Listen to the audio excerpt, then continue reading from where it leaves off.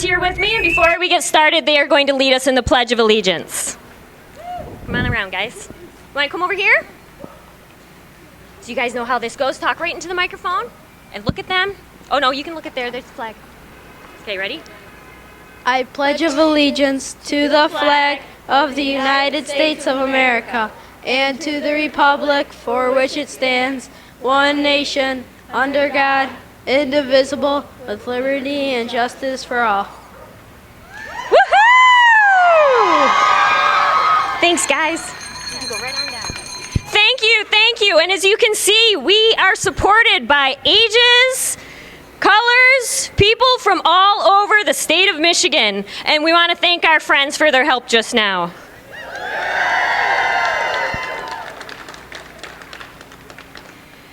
So today we have policymakers and lawmakers among us, and we want to thank them for their time and for joining us and being willing to come out here and learn about this issue that is obviously so important to so many voters in our state. We are asking for a state law that bans breed discrimination. We are asking that all pet owners be treated fairly and equally based on the behavior of their dog, not based on what it looks like. As we know far too well, you cannot identify the breed of a dog based on what it looks like. Even when the experts try to do it, they're wrong at least 84% of the time. All of us have the same amount of training in identifying breeds of dogs, same amount of training that veterinarians and police officers have. None. It doesn't exist because it isn't possible. So when we have breed discrimination laws in our state and in our counties and in our towns, you're pitting neighbor against neighbor. You're dividing communities and you're tearing apart families. So when somebody points and says, you have the kind of dog that isn't allowed here, it's now up to that person, the accused, to prove their innocence. And that is not how our democracy is built. That is not the foundation of this country. You are innocent until proven guilty. So to force dog owners to have to find a way to keep their family together, to pay for DNA testing, to hire an attorney, and to fight for their family isn't fair. Their dog hasn't done anything wrong. We believe strongly in pet owner accountability. We believe very strongly that when people are mismanaging their pets, they should be held accountable. But we should all be treated the same, fairly and equally, regardless of what our dog looks like.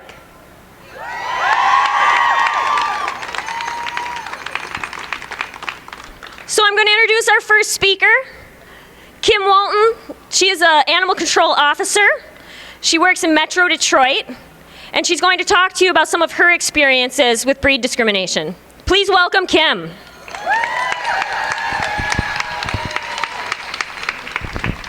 Good afternoon, Michigan. I'm Kim Walton. I'm an animal control officer, and I'm here to tell you BSL does not work.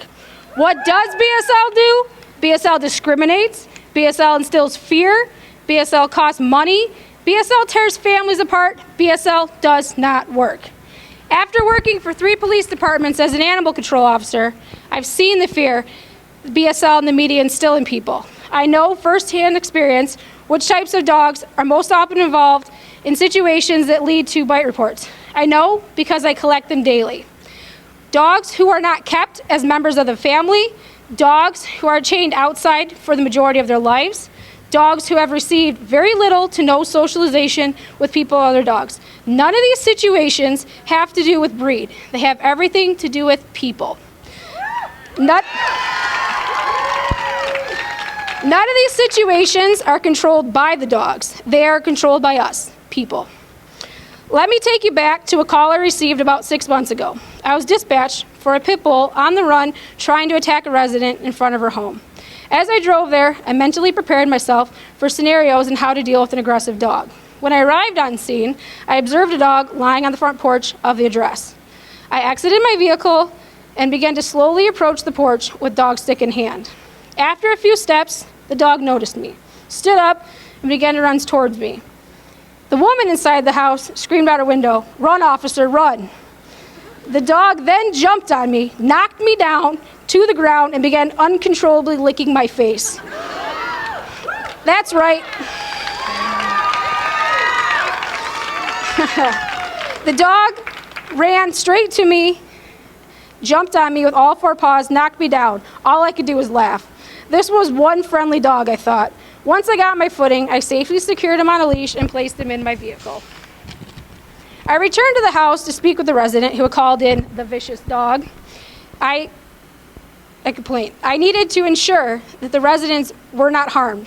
I had to ask if the dog had bit anyone or act aggressively. No, the resident responded. The dog showed up on her porch and began whining and jumping on her storm door. She stated that when she realized it was a pit bull, she immediately called the police in fear it was dangerous. Curious, I continued questioning her. I asked the caller, had she ever been bit by a pit bull? Her reply, no. I asked her if she or anyone she knew had been attacked by a pit bull. Her reply, no. The caller had no first-hand experience with pit bulls, none. Her only knowledge was that what she had learned from the media, which is to fear the breed and that they are inherently dangerous. Yesterday, the Oakland Press released an article about this rally. My friend and fellow speaker, BSL victim, was interviewed at this article. The Oakland Press shared the article on a few of our local Michigan Rescue Facebook pages, as well as the Make Michigan Next community page. In their post, they stated, on Wednesday, a rally will be held in Lansing asking the state to stop communities from banning dangerous dogs. Right there, in that one statement, the media is implying that specific dog breeds are in fact inherently dangerous. It is this type of sensational slant that leads, or more accurately misleads, people like the caller to believe that specific breeds are not safe to be around. It is simply not true. These are just two examples of many to show how the media negatively discriminates this breed and many others. The media and BSL instill fear in those with no first-hand experience, knowledge, or of animals' behavior. How do we stop the media from promoting these tragic stories of our beloved dogs? We must lead by example as responsible pet owners.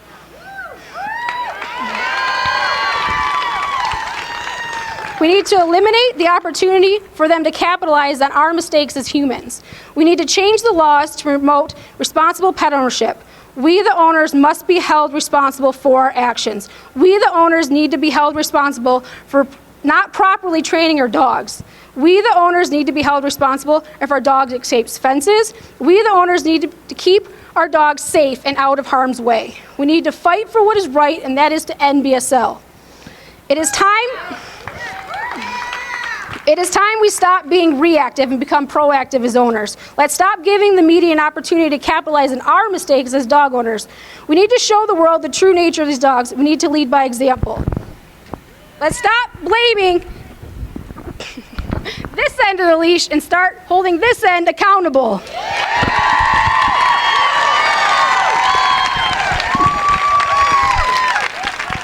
Thank you, Kim. So those are some specific examples. And I think we should talk about why most communities and most people who aren't probably in this crowd today feel that certain dogs are inherently dangerous. And I was asked by a colleague very innocently and fairly, if pit bulls aren't inherently dangerous and Rottweilers aren't dangerous, then why do I hear about so many attacks and bites? So I want to give you an example of why this happens. I'm going to give you some media coverage that happened over a 4-day period. On day 1, in a community, a dog identified as a Labrador Retriever attacked a 70-year-old man, sending him to the hospital. One article in one local paper ran that story. The next day, a dog described as a mixed breed dog fatally injured a child. It was reported on twice in one local paper. On day 3, a mixed breed dog was involved in a fight that resulted in severe bite wound to a child. Again, one article in a local paper. Day 4, a dog described as a pit bull attacks a woman, severe but not fatal injuries. That story was picked up in 230 articles nationwide, including CNN, Fox, and MSNBC. That is one reason why people think our dogs are inherently dangerous when they're not. You can't apply, when one creates a crime, you can't say it's the whole group. You can't punish all for the crimes of one. And you certainly can't stereotype our dogs that they all act the same way because one did. And we still go back to the problem that you can't identify a breed based on what it looks like. This is why BSL is wrong. This is why BSL tears apart our communities and causes so many problems. It's unfair and it has to end. It has no place in Michigan.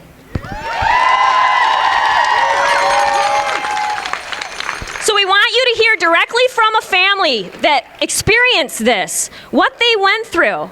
And so I would like to introduce and welcome Terry Hodskins to the stage.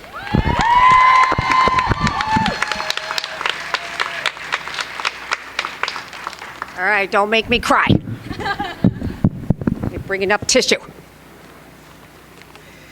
Well, have you ever watched a 10-year-old child cry because their best friend of 9 years was ripped from their arms due to breed discrimination? I have. Have you ever watched a grown man cry while he leaves his dog at the shelter because he too lives in an area that discriminates? I have. Have you ever watched a 65-year-old lady sitting in court crying and shaking because she too was on the brink of losing her dog from discrimination? I have. Have you ever packed up your home, your family, and moved to your workplace because your own township has breed restrictions? Well, yes, as a matter of fact, I personally have. How is it right to tell someone who has lived in their community for over 45 years, raised their children, contributed to their community on a professional and charity level, what type of dog they may own? I'm here to tell you that breed discrimination tears families apart. How do we justify taking away someone's family pet after 9 years with no history of aggression? How? How did we get to this point? I've seen families dragged through the court system in many areas of Michigan for having a dog based on appearances and not their temperament. Families shouldn't be faced with the decision of paying their electric bill for an attorney so they don't lose their boxer who was misidentified as another breed. How do you explain to your children someone has taken their dog based on his or her appearance when you try to raise your children not to discriminate, yet in our society we're doing exactly that? How did we get to this point?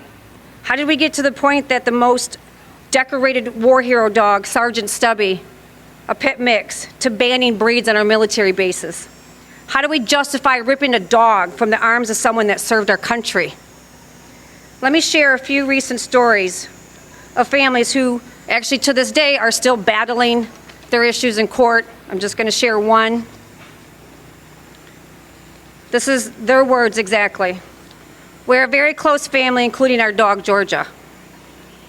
We recently had our dear Georgia taken from us. Our neighbor was walking her dog and stopped in her yard to allow her dog to go to the bathroom.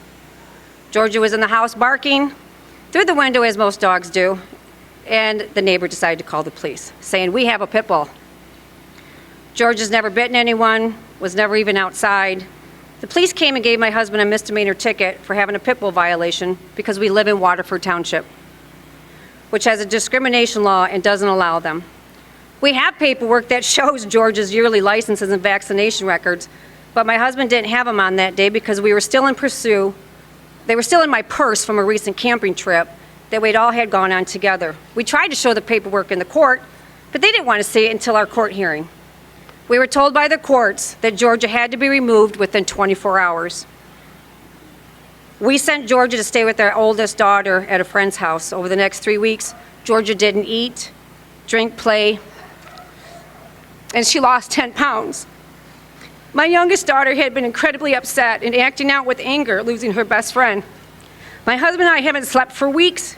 We even had a DNA test to prove that our dog was a bulldog, but the courts wanted to see more photos as if that was going to help. They were trying to base it on her appearance and nothing on her behavior. She's a wonderful family dog and has never had a problem, never a nuisance, anything else except a loyal, loving, devoted family. My family needs our dog back. My dog desperately needs her family back. She is suffering and we are all heartbroken. I promised I wasn't going to cry. I almost did. The American Bar Association, the American Veterinary Medical Association, Centers for Disease Control, United States Humane Society, the ASPCA, National Animal Control Association, the UKC, the AKC, many other major animal organizations all share one thing in common. They all oppose breed-specific legislation. Experts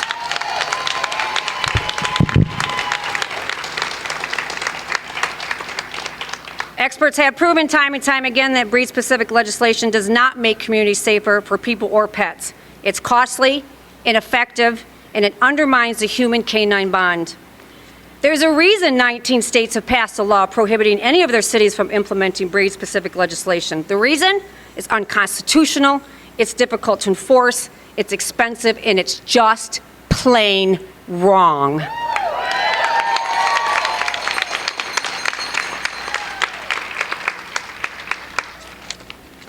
We need our legislators to make Michigan the 20th state to prohibit any of our cities from implementing breed restrictions. We need to implement laws that would build a safer and more humane community. We need to focus on improved ownership and better understanding of dog behavior, education of parents and children regarding safety around dogs, and consistent enforcement of dangerous dog and reckless owner ordinances that are already in place in our communities.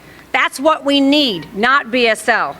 Let's finally hold the owner responsible for the humane care, custody, and control of their dogs, regardless of the breed or of their appearance. Make Michigan next.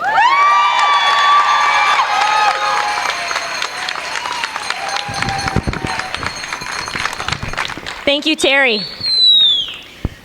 Before we continue, I need to take a quick poll. If you are a lefty, you're left-handed, could you raise your hand for me real high? Please, everybody look around. Can you see the left-handed people? Okay, now leave. We don't want your kind here. Based on the fact you're left-handed, you're different. I heard something about someone left-handed. They did something bad, so we're just going to ask all of you to leave now. That's what this feels like. To be pointed at and said, you're different, you're not welcome here, members of your family aren't welcome here. That's what it feels like.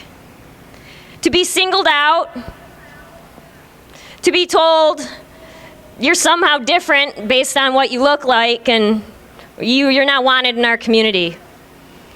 None of that. Not in Michigan. Doesn't belong here.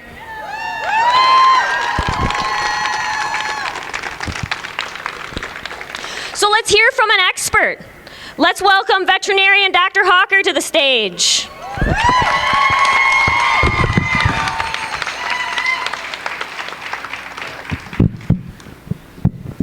Hello, my name is Erica Hawker, and I'm a small animal veterinarian practicing in Waterford, Michigan, where dogs that look like pit bulls are banned. I am honored to be here today to speak up against breed-specific legislation.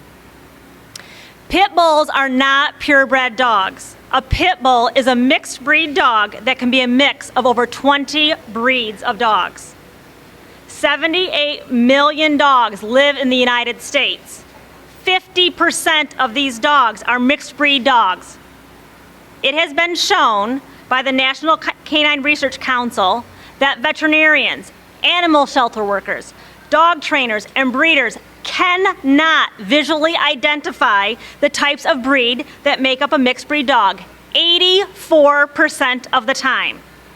84% of the time, we as experts are wrong when we try to determine a breed based only on what an animal looks like. We are a profession that works with these dogs on a daily basis, and we cannot accurately decide what breeds make up a mixed breed dog. Yet we expect police officers to visually identify if a dog is a pit bull type dog or not. How is this responsible or even logical?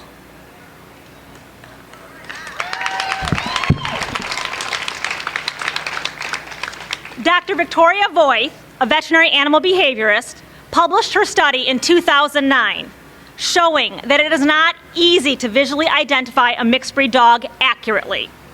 This study showed that 87% of the time, the DNA tests were not consistent with what the Canine Adoption Agency had suggested was the predominant breed in that mixed breed dog. Just because a dog is of medium build, stocky, broad-headed, and has a short hair coat does not mean it is a pit bull dog.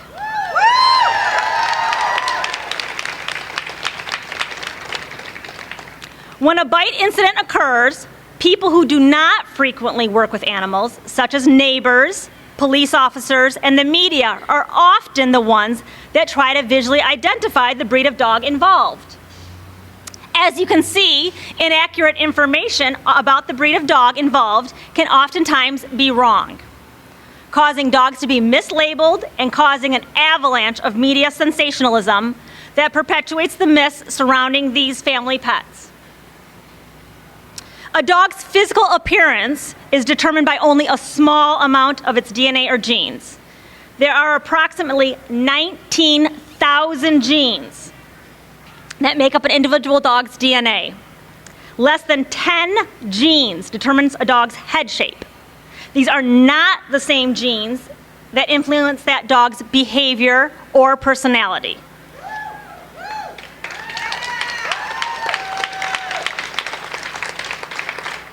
A dog's physical appearance does not predict its behavior or temperament. I would also like to clear up some common myths that surround pit bull type dogs.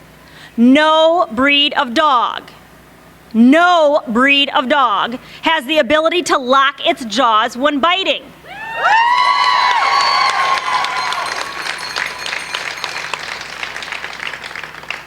Pit bull type dogs have the same jaw structure as all other dogs. Another common myth is that the bite pressure of a pit bull type dog is stronger than another breed of dog similar in size. False.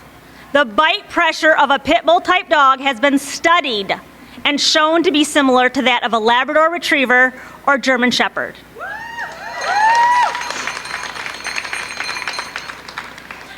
As Courtney spoke before, media bias against pit bull type dogs is another hurdle we need to overcome. The media is 200 times more likely to pick up and distribute a story nationally if the word pit bull is reported in the story of a dog bite incident. No wonder some people believe that these dogs are dangerous. When we allow ourselves to be brainwashed in this way, it has dangerous effects on our communities and our families. Instead, we need to remember that pit bull type dogs are just dogs.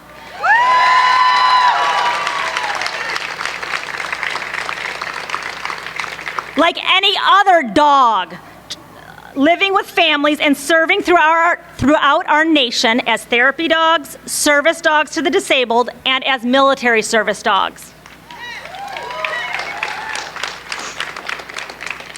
The American Veterinary Medical Association, the American Animal Hospital Association, and the American Veterinary Society of Animal Behavior have all spoken out publicly against breed discrimination. The American Veterinary Society of Animal Behavior recently released a position paper on BSL, stating that breed-specific legislation is ineffective and can lead to a false sense of community safety as well as welfare concerns for dogs identified, often incorrectly, as belonging to specific breeds. Dogs and owners must be evaluated individually.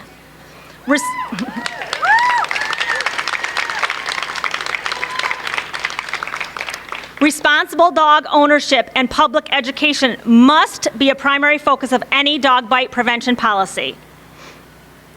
The Center for Disease Control, the American Bar Association, and the White House have all spoken out against BSL. The American Bar Association has urged the repeal of BSL at all levels of government.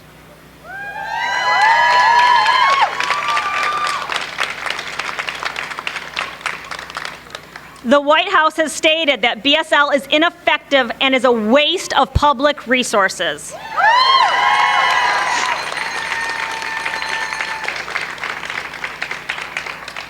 The CDC did a retrospective study in 2000 that attempted to identify the breeds of dogs that were involved in fatal human attacks from dog bites from 1979 to 1998. Their conclusions demonstrated that there are no breeds that are more likely to be involved in a dog bite fatality.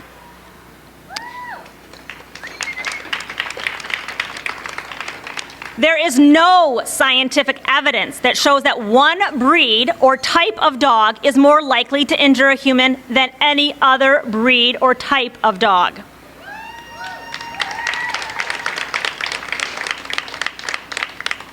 The Journal of American Veterinary Medical Association published a study where the authors calculated the absurdly large numbers of dogs of targeted breeds who would have to be completely removed from a community in order to prevent even one serious dog bite related injury. In order to prevent a single hospitalization resulting from a dog bite, the authors calculated that a city or town would have to remove more than 100,000 dogs of a targeted group. In the past 2 years, BSL has been repealed or considered and then rejected in jurisdictions 7 times more often than areas that have enacted it. Why? Because BSL does not work. It gives communities a false sense of security. It costs the taxpayers a tremendous amount of money to pay police officers for their time, ticketing innocent families, legal fees of the city prosecutor, along with shelter fees and euthanasia fees of targeted breeds. It creates tension and conflict in the community when neighbors call on each other for a suspected violation of the BSL in that area. Over and over, studies have shown that banning specific breeds in a community does not reduce dog bites to humans.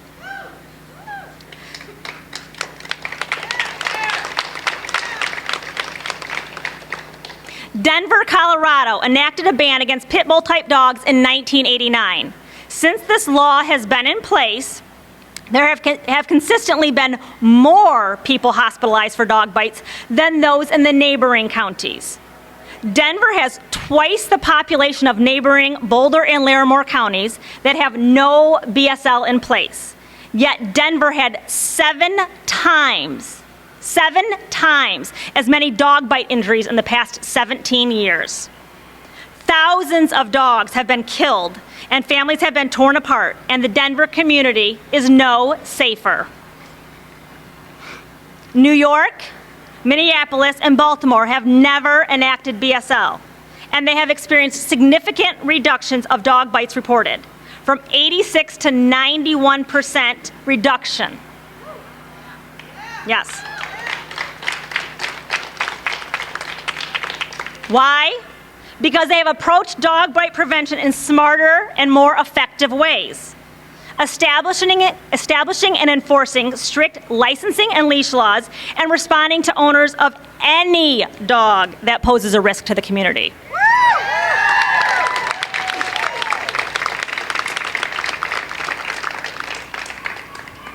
Any dog can bite, regardless of its breed. And more often, people are bitten by dogs that they know. It's about owner responsibility.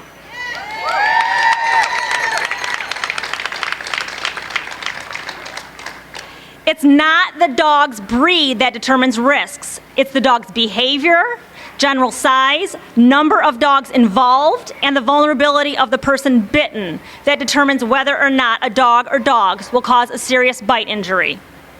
It's about owner responsibility.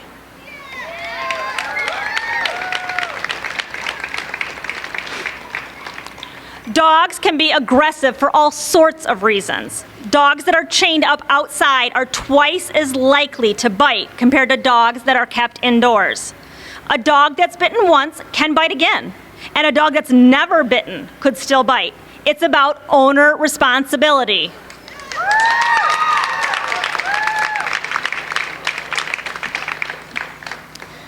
Please don't rely on breed stereotypes to keep yourself safe from dog bites. A dog's individual history and behavior are much more important than its breed.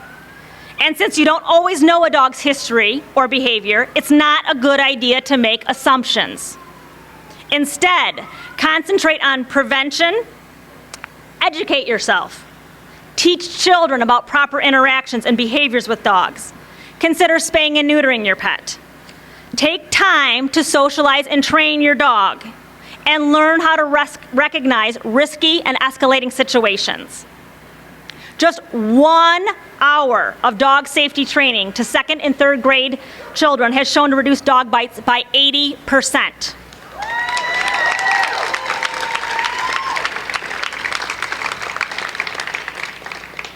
Let's work together to make our communities and our families safer by working together in more educated and effective ways, rather than using expensive, ineffective, and harmful laws. These steps, not BSL, will lead to fewer dog bites and safer communities. Thank you.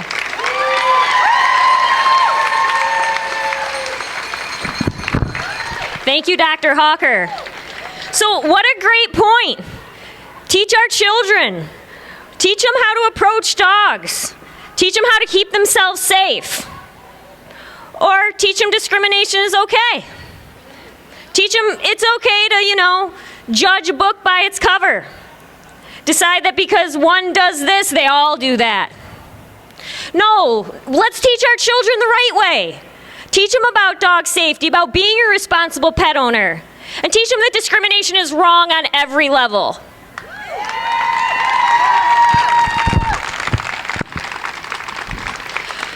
I want to cover a couple things going on today. And again, thank you so much for being here.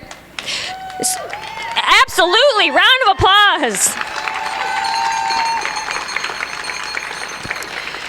So if you checked in at the Make Michigan booth, and you still can if you haven't, you got a bag, and in your bag is a vendor passport, and it has the names of most of the vendors down this row.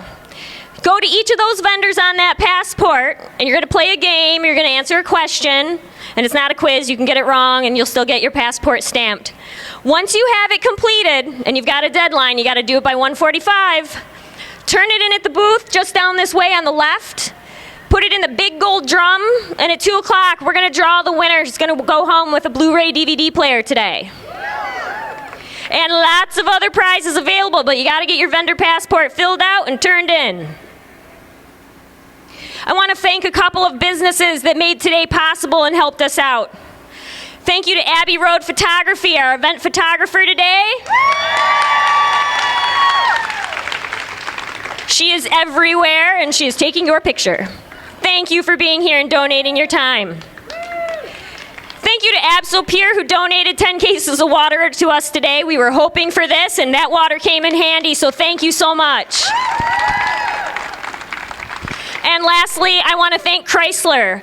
They donated their digital media team to us today so that we could get video footage and we could put this information out there on a live webcast so that those who couldn't be here today could still stand and be counted.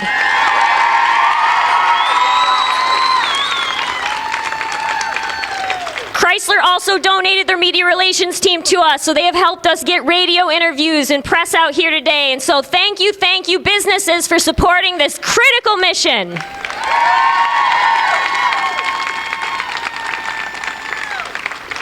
Now, please help me welcome to the stage another animal control officer from the West Side, Rachel Jensen.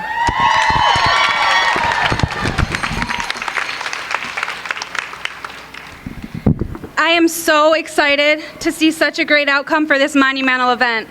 As Courtney said, my name's Rachel Jensen, and I'm an animal control officer in West Michigan. Keep in mind, I have to say this, keep in mind that my views are not necessarily the views of the department that I work for. Moving on. These are my dogs. Don't make me cry already. These are my dogs, Xena and Zoe. They're pit bull type dogs, which is one of the most commonly discriminated against breeds. I rescued them both from unknown but surely unspeakable situations, and in return, they also rescued me. They may only have a bark, but I am here to be their voice, and a voice for all of those who would otherwise remain voiceless.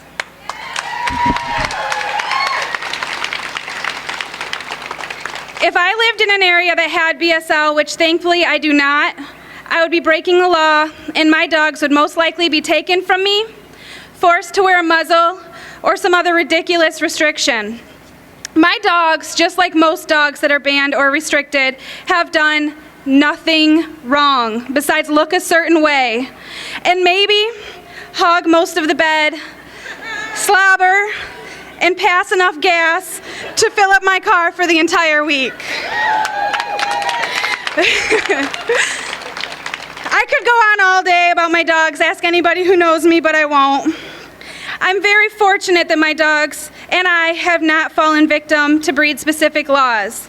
Some people here in Michigan that I know are not as lucky. They are forced to give up their dogs or move from their homes to some place where dogs are not persecuted strictly because of their breed. However, this issue does hit home for me because I see the direct effects of breed discrimination on a daily basis working at a county-run animal shelter. The dogs that are impounded due to BSL should not be at animal shelters or rescues. Animal shelters and rescues should be just that. Places for animals to go that were running stray and are awaiting their owners to come and reclaim them. Animals that have been abused or neglected. And animals that are actually aggressive and dangerous based on their actions and not on their appearance. The more dogs that are brought into shelters due to breed-specific laws and restrictions have an effect on funding and space, among other things. Therefore, BSL is very burdensome to the often underfunded and understaffed shelters and rescues. These are just, this is not okay. Another obstacle that many animal control and police agencies run into with BSL is that the officers and shelter staff are not properly trained to identify the breeds that are banned or restricted. As they've already mentioned, visual breed identification is almost always unreliable and subjective, which causes more dogs to be impounded because somebody thought that it looked like a certain breed. Most of the time, actual DNA tests are not run on these dogs, and if they are, more times than not, it is found that the dog was misidentified anyhow. Lastly, as an animal control officer, I deal with dog bites on a daily basis. I have investigated bites from dogs of every breed, shape, size, and age that you can think of. From the ever so scary Chihuahuas to Golden Retrievers and to your good old-fashioned mutts, because guess what? A dog is a dog is a dog.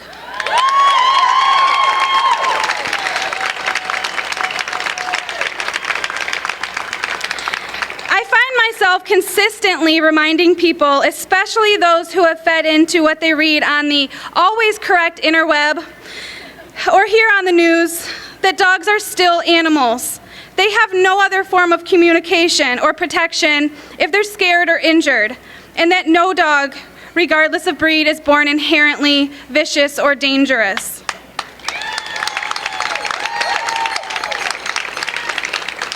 When you go home today, please be grateful that your slobbery, stinky, loving dog is there waiting for you, because the many victims of BSL do not have that luxury. Kiss them, play with their favorite toy, take them for a walk, because you can. Let's work together to make Michigan next and end unfair breed-specific legislation. Thank you. Thank you so much, Rachel. And I think getting these perspectives from animal control officers and veterinarians really helps our legislators understand what we're talking about, and that it's not just, oh, I love my dog. These are experts. They work with dogs on a daily basis. They know what they're talking about. So I want to talk a little bit about how we got here. Make Michigan Next came together because we are sick and tired of the stories of families being torn apart, dogs being targeted based on what they look like, not based on their behavior, and we're tired of it and we want it to end.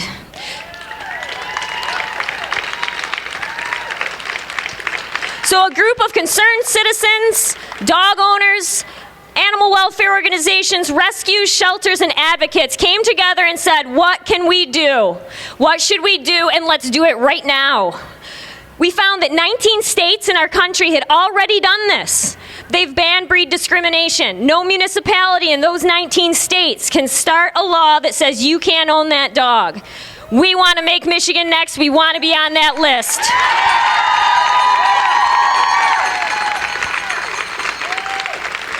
So today is just the beginning. This is our kickoff. This is where we stand and say, please join us, please support us. Our dogs are our family. And as our representatives and us as your constituents, voters and taxpayers, we are asking for your support. We are asking you to go into this building and put your name on a law, introduce a bill that says exactly that dog owners should not be discriminated against, that we have the right to own the dog of our choice.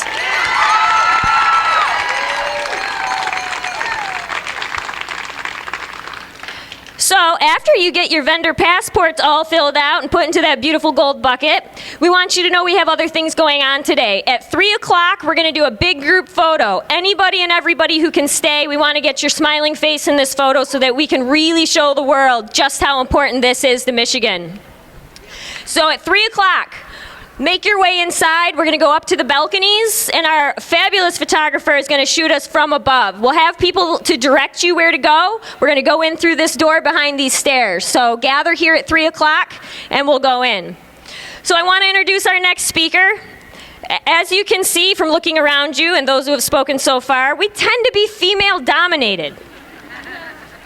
I don't know why that is, and thank you to the men who are here today and supporting us.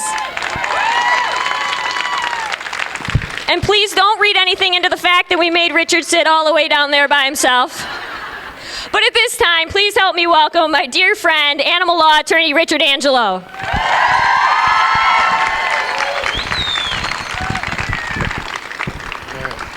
going to do this. Can everyone hear me okay? All right. Thanks, Courtney. I'm overwhelmed being able to speak in front of everybody here today. I can't believe we got this great of a turnout on a day in the middle of the week to support all of our dogs. It's absolutely amazing. Look, like Courtney said, large part of my practice is dealing with companion animal issues, and primarily I have to deal with dangerous dog laws and, unfortunately, breed-specific legislation. I think being a lawyer, you see all the time laws are punishing people's actions and punishing the actions of others, trying to bring them into court and bring a little justice. It seems that when we're dealing with breed-specific legislation, the only action that is being taken is that dog just happened to be born and looked the wrong way. And it could be German Shepherds, it could be Pit Bull type dogs, it could be any of them. I don't want to discriminate against any of them because breed-specific legislation takes many, many, many forms, be it specific licensing, spaying and neutering, it goes on and on, not being able to adopt things out. A lot of breed-specific legislation, it's technically not BSL, but a lot of our shelters don't even adopt out pit bulls type dogs. And we all know that. I'm sure looking out in the crowd, I see a lot of familiar faces. So, we know this as we go forward. So many legal issues have to be dealt with, and it was great for me to see the American Bar Association come out with a resolution in August 2012 telling all states, local municipalities, everybody to repeal the ordinances you have in place if they're breed specific, and don't put any more in place. Just make it reckless owner and dangerous dog laws, breed neutral from there. And the problem we run into is you've heard all the misinformation and the lies and the falsehoods that a lot of these laws get based upon. And poor Terry Hodgkins lives in Waterford Township. Their ordinance actually says, the ordinance in Waterford Township says that Pit Bull Terriers have 2,000 pounds per square inch of bite pressure. And that makes it the strongest jaws of any animal per pound in the world. That is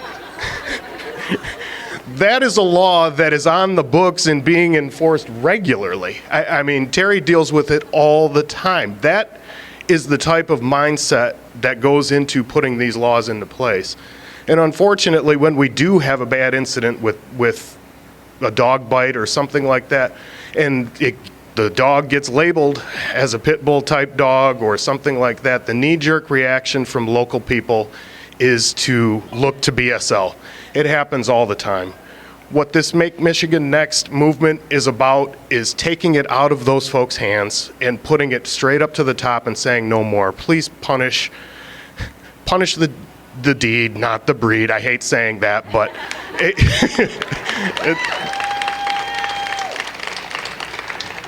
but it's flawed thinking like this Waterford ordinance, the one in Hazel Park, Saginaw to a certain extent, that have cost thousands of dogs their lives and ripped apart families. And that's the part that unfortunately I get to see as well as a lot of the folks around here.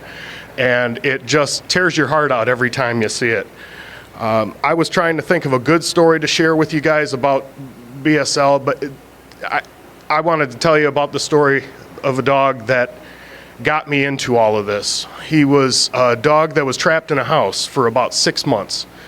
And animal control officers couldn't go in because it was locked, number one, and the neighbors kept coming by and feeding him. So his condition wasn't terrible until they stopped feeding him. And they went in and got him. It was a black pit bull type dog up in mid-Michigan area.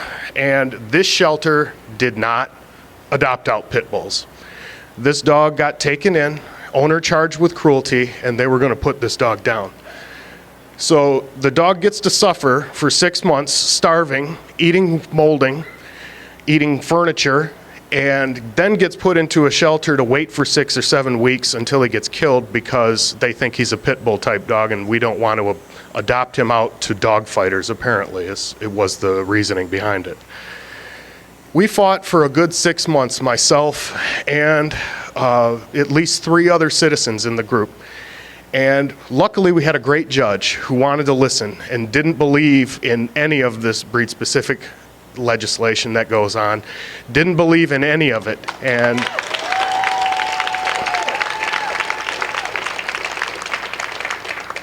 to the animal control officer's dismay, no offense to those present, because these are wonderful people up here, but to his dismay, the judge released the dog to me. And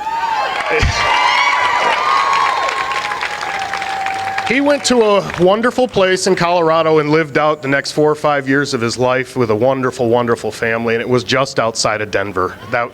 I found that tremendously ironic that that's where that dog went to. But these are when media reports on the pit bull issues or pit bull type dogs biting, all that, the knee-jerk reactions we get are to punish everyone instead of that specific dog. We have some really good laws on the books in the state of Michigan that govern dangerous dogs, hold owners responsible. I've helped local municipalities actually write them based on these state laws. They're wonderful laws that we can use, and if you just use them, we don't have to worry about breed-specific legislation. It's not a media thing. So I guess what I want to close up saying is we need to make Michigan next so that we don't have to deal with this on the local level at all times. Just take and punish the actions of those who are being reckless and irresponsible. That's all we need to do. Thank you, everyone.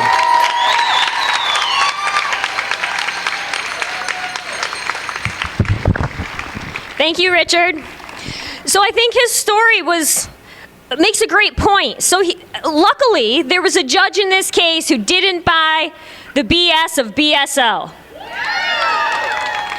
There was a judge who stood up and looked into this and said, this doesn't seem right. I'm not enforcing this idea. We need more of those. We need a judge like that in every courtroom. We need a senator in every office behind us that understands that. We need a representative in every office behind us that understands that. So how do we get them? You gotta vote. It is the single most powerful thing you have that no one can take from you. If you're not registered, get registered. If you know people who don't vote, drive them to the polls. The only way we can make change, the only way, is through the power of our vote. And when we vote together, we affect big change.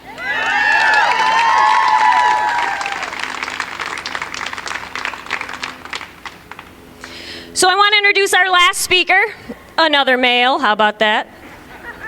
Please welcome from Best Friends Animal Society, one of the greatest national nonprofits there is for the plight of animals, John Dunn. Thanks, Courtney. You guys having a good time today? This is like fulfilling a bucket list thing for me, by the way. Man, what a fun thing. So as Courtney said, my name is John Dunn. I do work for Best Friends Animal Society. For those of you that may not know who we are, we're a national animal welfare organization. We're based in Utah, where we operate the nation's largest no-kill animal sanctuary for abused and abandoned pets. We operate large city-based programs in Los Angeles, Salt Lake City, and New York City. But there's a good chance that some of you guys may know us for a different reason. I started July of 2007, or June of 2007, July of 2007. I'd been there exactly 1 month. The CEO at the time called me and he said, "John, we've got to save the Vic dogs." So in case you are not familiar with the story somehow, a several month-long investigation uncovered unspeakable crimes at the aptly named Bad News Kennels. Over 70 dogs were seized, most pit bull terrier type dogs. They at the time were being called some of the most aggressive dogs in the country. It was only 7 years ago, but the challenges facing dogs from Fight Bus were much greater than they are today. Standard practice was to euthanize all of them, no matter what, fearing they were too damaged to be saved. Even some of the major national animal welfare organizations endorse euthanasia. Best Friends disagreed. We knew then what we know today, that every dog is an individual and deserves to be treated as such. We wrote a letter to petition the court and ultimately won the right to have every dog individually evaluated. A special court-appointed lawyer recommended the toughest cases live at the Best Friends Sanctuary in Utah, where the journey to rehabilitation began. It wasn't easy. We had the eyes of the world upon us. Some of the dogs would flatten themselves like pancakes to avoid being noticed. Others would threaten their trainers or even the other dogs. Many needed medical attention as carriers of the blood-borne illness Babesia, all too common in dogs with fighting backgrounds. But like every animal in the care of Best Friends, they received every bit of training, vet care, compassion, and emotional healing they were in need of. Now, as of today, I'm thrilled to be able to report to you that 12 have been adopted. 1 is in a foster to adopt home. 6 more are living in group runs at our sanctuary. That means with other dogs, something that many said could not be done. 5 sadly have since passed away, but not before they were able to prove to the world that every dog is an individual. Now, as I said, these dogs were supposed to be some of the most aggressively trained dogs on planet Earth at that time. Dogs that, according to conventional wisdom, were far too dangerous to be let out into society. We knew that these dogs, given the media attention alone, could become spokes dogs for every pit bull terrier type dog out there. An example for every dog from a fight bust, every dog anywhere that faces discrimination. These 22 dogs could change hearts and minds, and they've done just that. And that's why today, we don't call them the Vic dogs anymore. We call them the Victory Dogs. More than 4 million pets are killed every year in our nation's shelters. The vast majority of these animals are not sick, they're not injured, they're not aggressive. They are simply animals who have been dealt a bad hand in one way or another. Animals who in other circumstances could be sleeping on couches or chasing tennis balls in homes just like yours or mine. Pit Bull Terrier type dogs are dealt an especially bad hand. Some cities, including more than 20, almost 30 here in Michigan, have breed discriminatory legislation on the books. Some shelters have blanket policies of their own, either banning pit bull adoption entirely or setting ridiculous and unreasonable adoption requirements, such as 6-foot fences in order to be able to adopt a pit bull terrier type dog. The media does nothing to help these dogs either, except the local media that's here today. Thank you. Most media with their rampant sensationalism. But the truth is the vast majority of Americans do not want to see these dogs discriminated against. Best Friends commissioned Luntz Global for a study, and what we found is very obvious, at least to us. 84% of those surveyed believe Americans should be allowed to own whatever breed of dog they choose, and we agree. Breed discrimination will always fail because it violates basic property rights, it focuses on the wrong thing, it's arbitrary, it's expensive, it's ineffective, and ultimately it's just not practical. In 2007, the city of St. Paul, Minnesota smartly passed an ordinance targeting reckless dog owners. St. Paul pet owners cited more than once for abusing or neglecting an animal cannot legally own another pet under that ordinance. The law targets pet owners who train their dogs to fight. It targets puppy mill operators and reckless dog owners. Any reckless dog owners cannot register a new animal if their dogs are removed twice in a 5-year span. Owners, however, that do the right thing and opt to have their dogs fixed pay a lower licensing fee. Responsible dog owners should have the right to own whatever breed of dog they choose, and reckless owners should be prohibited from owning dogs. It's that simple. Best Friends has been actively fighting breed discriminatory legislation, and last year alone, we were able to pass bills that outlaw breed discrimination in 5 states, including Utah and South Dakota. It's time to make Michigan next. Best Friends will be working alongside activists in Michigan every step of the way through this process. We'll be there for committee hearings using our Action Alert platform to pressure lawmakers, and I am thrilled to be able to announce to you today that we are hiring a contract lobbyist to help make Michigan the 20th state to ban breed discrimination. A lobbyist is a crucial piece of the puzzle if we are to get a bill to pass here. So I invite all of you to stop by our booth. It's down there. It's where all the orange is. You can stop by our booth before the end of the day today. Please sign up for our Action Alert platform. It's the easiest way for you to help in this fight as we go along through this legislative process. Whether your voice is needed for a committee hearing, a vote on the floor, or the House or the Senate, we'll let you know right away and provide a very easy way for you to take action and email your lawmakers directly. Discriminating against a dog solely based on how they look is plain wrong, and it does nothing to create safer communities. Passing this bill will save the lives of thousands of dogs in the state of Michigan. I'm proud to be a Michigan transplant and stand behind you as together we make Michigan next. Thank you.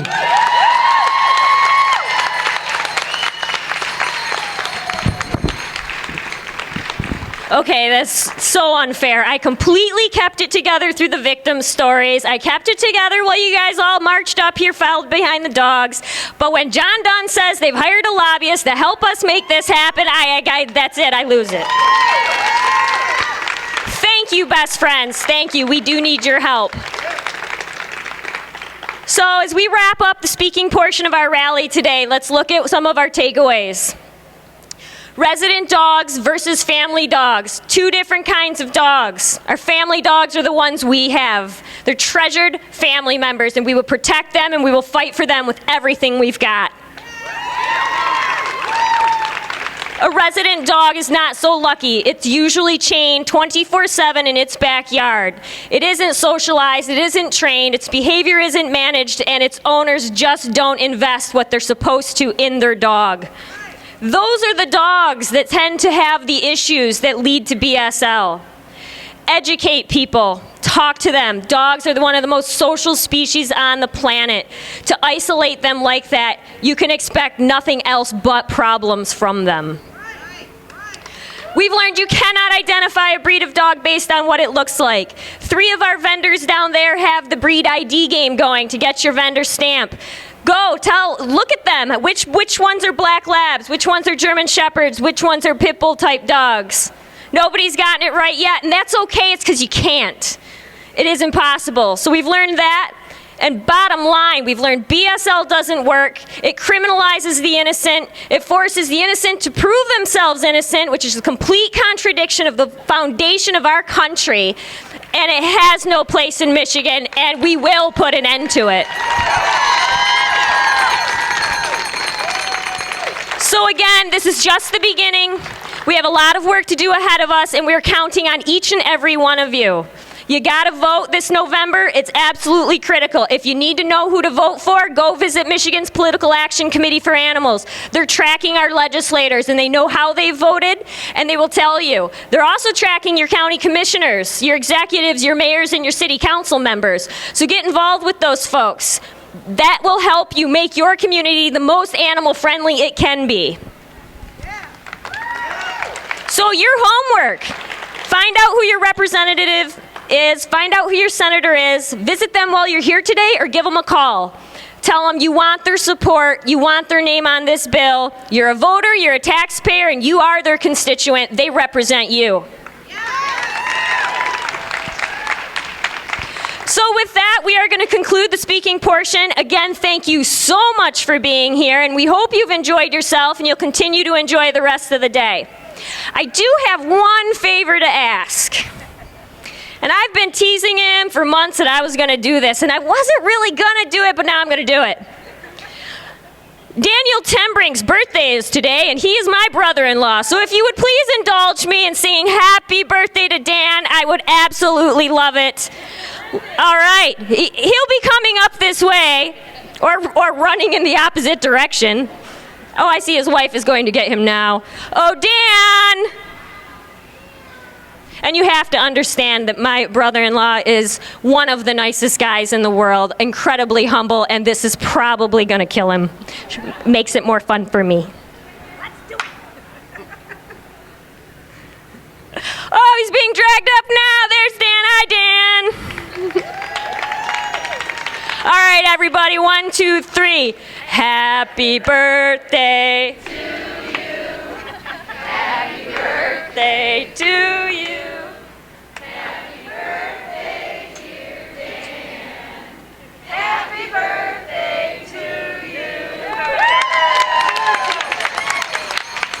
That probably just cost me a Christmas present, but that's okay, I'll take it. Again, thank you so much, you guys. Enjoy your day. If you have any questions, please just come see us, and thank you, thank you, thank you.